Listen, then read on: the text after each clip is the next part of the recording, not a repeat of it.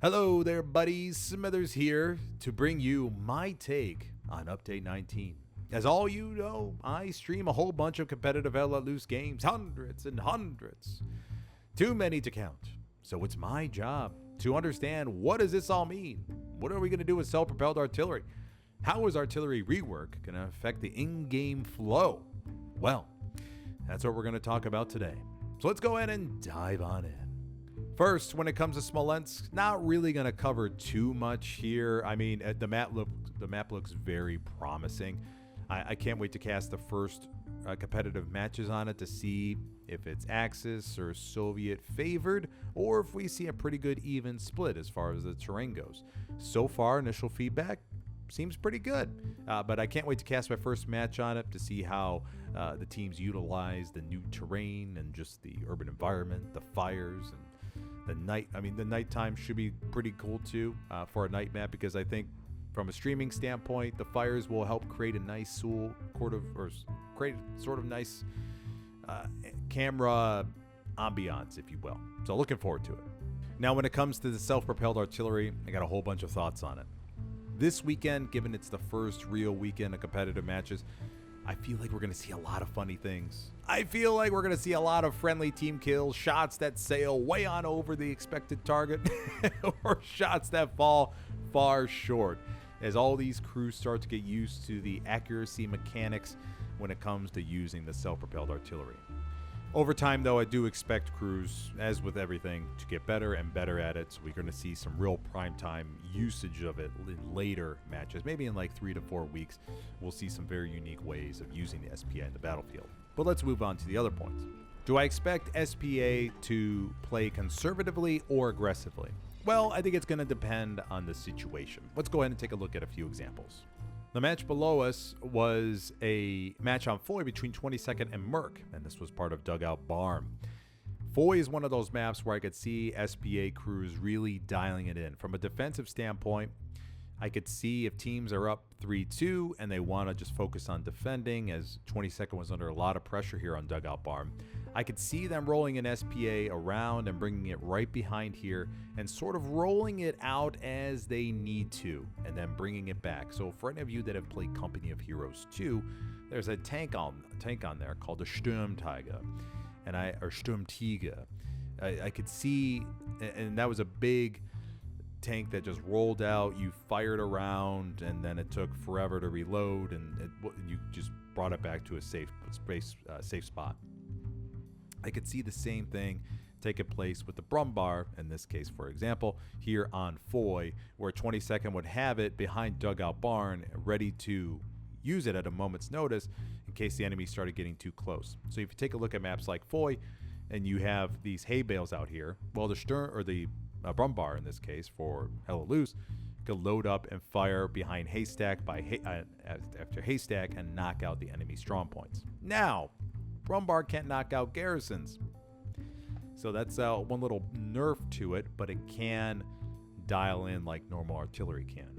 When it comes to maps like SME, which we'll talk about here in a second, we'll go over a situation where I think that could be used there. But from an offensive standpoint, when it comes to this map on Foy, how I think the SPA could be used, well, it depends on how good the crews are getting. In the beginning, I could see, this weekend especially, the Brumbars, the SPA crews playing more aggressively to get closer, because they're not so well off with the accuracy so far. So they're going to try to get as close as possible to make sure they can get the target they want to.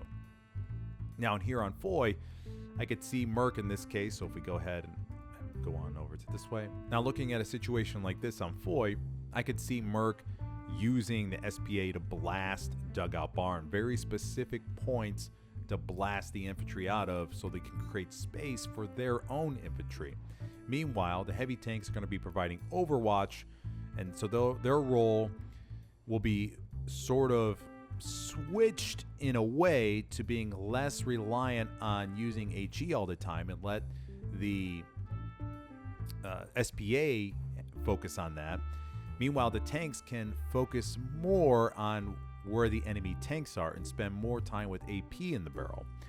If the SPA is absolutely demolishing the enemy that's trying to defend, it will sort of lure out the enemy tanks to try and knock it out, in which case the tanks that are protecting the SPA are going to have a little bit of an advantage because they're going to be saying something like, come on out. You know you want to get the SPA. It's destroying your point. So it's going to be kind of interesting to see if tanks try to use it as, or teams try to use it as bait.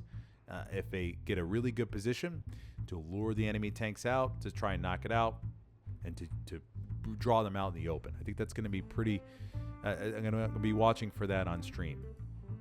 And that's what remember, that's what my point of view is coming from. I'm looking for things, I'm prepping, or I'm thinking about all this for tomorrow's games, Sunday's games, to see, okay, how or what should I be looking for on stream as far as how teams are using the self-propelled artillery. Now, so far in all the tournaments, no tournament I think has banned the self-propelled artillery, so it's full go. All teams should be, I think, using it in some sort of capacity. So these are sort of my predictions right now. Now, if we take a look at a map like SME, more urban environment, I don't see the self-propelled artillery being that useful in the long term. I feel like once it gets in position, enemy AT players, satchel players, are going to be all over it and swarming to take it out.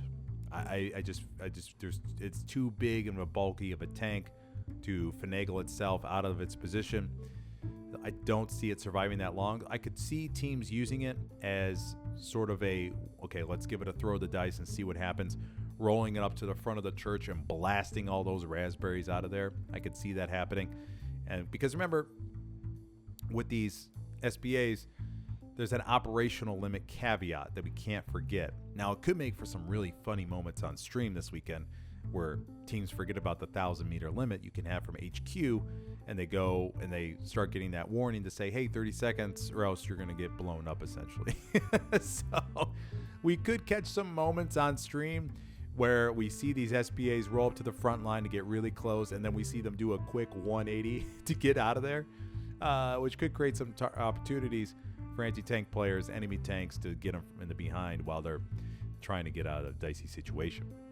As I mentioned before, in the beginning, these crews are going to be getting used to the accuracy mechanics.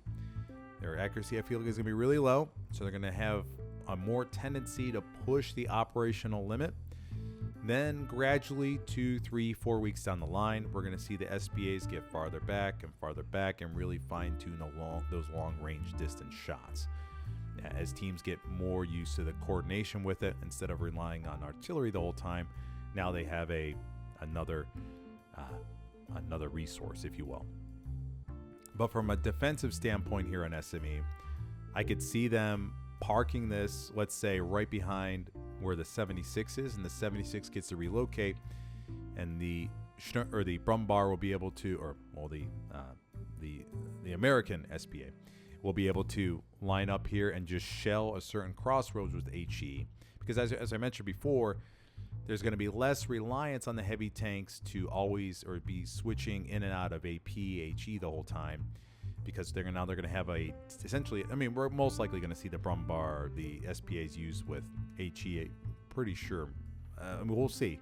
That's another thing I guess we could pay attention to is what is the mix of HE versus AP for the Brumbars, and also smoke or SPAs. There's more than Brumbars, but for all SPAs, are we going to see mostly them being used as anti-infantry? Are we going to see them try to do one-shot mediums, which I think in the notes it did say you can one-shot a medium, but correct me if I'm wrong on that. I'm super curious what the mix is going to be, how teams are going to deploy these, if they just want to use their heavy tanks to take out tanks and then let the SPAs focus on the infantry. So it's going to be an interesting mix to watch out. But on a map like SME, in this case for 82 AD, if they were to park the Ally or the American SPA right here and fire on forward towards the alleyway approaching in the SME and just lock that down for infantry during a big push or something, that could be a good use of it. And once again, it's going to be, I expect all these SPAs to stay around garrisons, outposts, because they're going to be very exposed. They're not as maneuverable to defend themselves against infantry as other tanks would be. And it's just going to be interesting to watch out for how enemy AT players are able to take advantage of the big bulkiness that we're going to see on the battlefield. Now, as far as 1v1s for these self-propelled artillery, I don't feel like we're going to see that much against tanks because of the reload time mainly. Because if they miss, oh my gosh, you're looking at you're going to be stranded. I mean, the tank is going to run circles around you if it's a medium or something, and they're going to get you in the rear. From long-range engagements, I feel like heavies are going to dial those shots in and knock them out. So I don't feel we're going to see any crazy wide flank with SPAs. They're going to mostly be staying around infantry, garrisons, other tanks, not doing any crazy solo plays unless it's desperation time and you just want to try to throw the enemy off guard and send an SPA all the way around, let's say to the bottom of SME through checkpoint, and swoop on behind and create some wild diversion or something. I don't know. But we'll wait and see. For the most of the time, though, I think we're going to see them close to the group, not necessarily traveling by themselves, because I feel like competitive AT players will take full advantage of that. He has gotten control back over the... Now, one situation I forgot to mention about the SPAs being used is in sort of a luring way. Now, what I mean by this is we could take a example like SME checkpoint, where on the Allies side, you can have some 76s stacked over here and the Tigers on the opposite side. Okay, as we often see. The 76s will park over here, over there, the Tigers over there, and they'll duel back and forth. Okay? Now, picture this. These 76ers are Tigers. Let me go ahead and find a spot where we saw them dueling before. Now, we have a 76 over here on the top right of our screen. We have two Tigers that are trying to pin them or trying to take them out. Then we have another 76 over here by the hard cap. Let's say, for example, this 76 tried to say, hey, go and shoot me. And they got shot and they dove behind the hedge over here. And the Tiger thinks, oh, well, I got a shot in them. I have the advantage. I'm going to push. So they decide to push the opposite side over here. Meanwhile, the Allies have stashed a SPA over here on the left. And when that Tiger pushes and comes across the hedgerow, the SPA lines up and blasts him. That's what I'm talking about.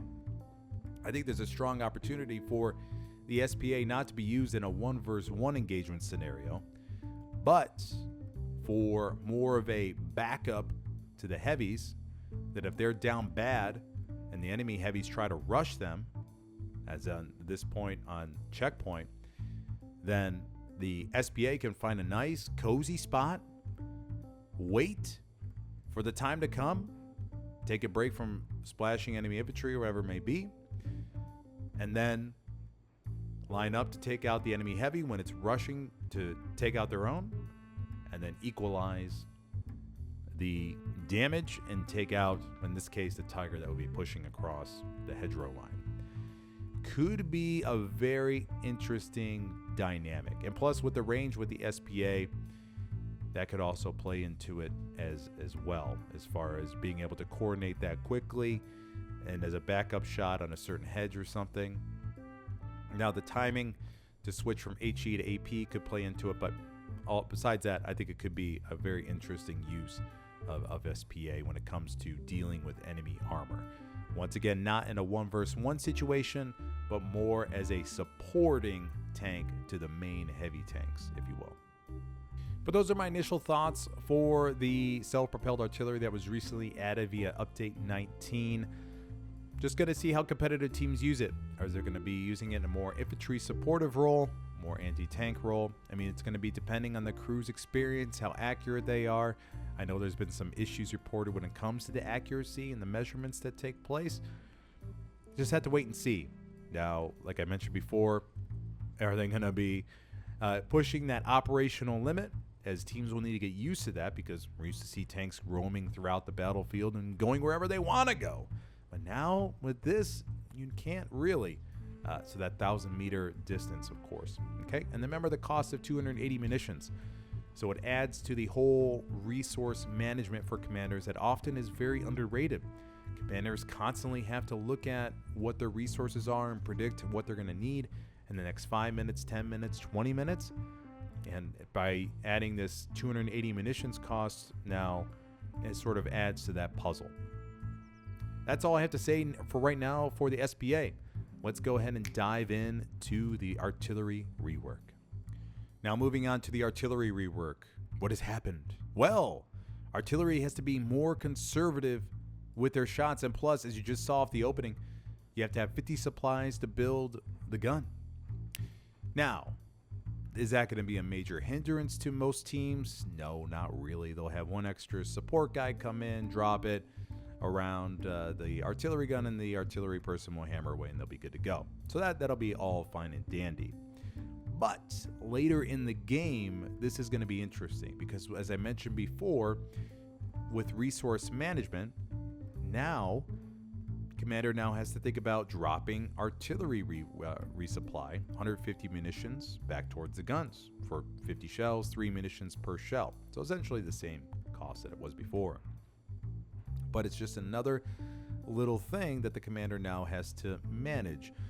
Although before, you could say that artillery was already using this and just running on through it and everything, but Commanders didn't really, we never really noticed it, if you will. But now we're actually going to pay attention. We're going to notice how much it's going to cost. So we got to be careful. All Commanders got to be careful going forward of thinking that, I have to make sure I have 150 munitions at all times, essentially. Well, after cooldown of these resupply drop. But you got to keep that in the back of your mind so you can be ready to resupply artillery should the need arise. Now, there's going to be a fine balance that competitive artillery players are going to be working with over the next couple weeks as they adjust to this, because they're used to just firing non-stop, just pounding away and beating the hell out of it, a point and everything. But that's going to change a little bit. Going back to matches like Foy, well, on Foy, artillery used to just pound certain parts of the map and lock down a certain approach to the enemy infantry. Now, they're going to have to think about how often they fired a certain spot, because if I remember correctly, the artillery resupply is 10 minutes. Okay. 50 shells, 10 minutes. That's not that many as it was you could burn up before. That's going to be a big switch for artillery players, I believe. How is that going to affect from a streaming standpoint? Well, I don't think we're going to see as much of a rapid rate of fire from artillery as we did before, which is going to create opportunities for infantry to fill in or to go through certain gaps they normally wouldn't be able to. Meat grind players are going to live their lives a little bit better on the front line. Now, of course, there's still going to be tanks, MGs, grenades, all that kind of stuff. But artillery is going to have to play a little bit more sparingly.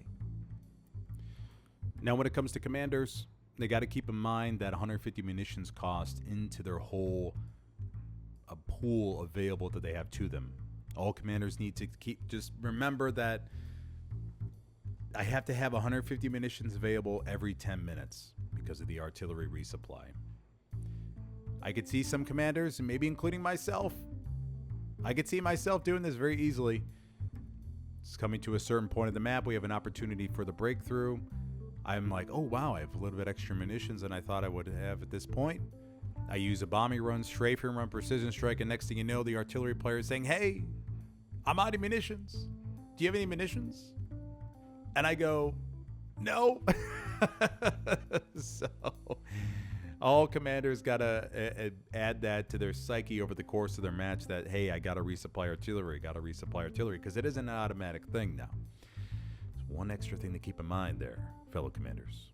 Now, for my assumption as to RD players more sparingly, I'm going to take the conservative route of 10 seconds per artillery shell, adjusting for the amount of maybe a little switch here, a little adjustment there before they fire again. So, I mean, usually you see between 5 and 10 seconds for rounds, let's say, to fire. Well, let's go with 10 seconds. 10 seconds for one round times 50. That equals 500 seconds. 500 seconds equates to about 8.3 minutes, I believe, which gives us about, a little bit of extra spare time there. It could be a little bit, it could cause some conservative play, depending on how many adjustments the artillery player needs to make, especially in a game time sort of situation where artillery may be just trying to lock down an approach and just shell after shell after shell is coming in. But now they may not be able to do that as much as they want. We'll have to see. We'll have to see. I'll be looking on the map for the rate of artillery fire if I get the sense that it's increasing or decreasing in certain parts of the map. The nice thing will be, though, for pub matches, a little bit of pub match note, is that not anybody can jump on artillery anymore. It's going to be a designated squad instead of all these random people jumping on your gun and moving it or trolling you and not getting off until you get off. And then if they get on your gun and you say, hey, can you reload? And they go and they don't talk or anything. They don't have a microphone. However, as many other creators have mentioned, unfortunately, the arty recon game still in effect really doesn't change too much as far as that goes. I don't know what will change that, but that's still a loop that we're going to be seeing over and over again when it comes to pub matches. Now, in competitive matches, artillery is indestructible, so you can't go after artillery. But in pub matches, it's still going to be that same old kind of thing. But all right, buddies, that's my quick take on Update 19 and what I expect to see happen. I'll be looking out on stream for all these sort of things, and maybe, who knows, the competitive teams may surprise me and come up with some new uses of SPA that I never even thought of. This is just the opening weeks of it, and I'm really curious how teams will approach it. Okay? Alrighty, thank you for watching, everybody, and I'll see you on stream.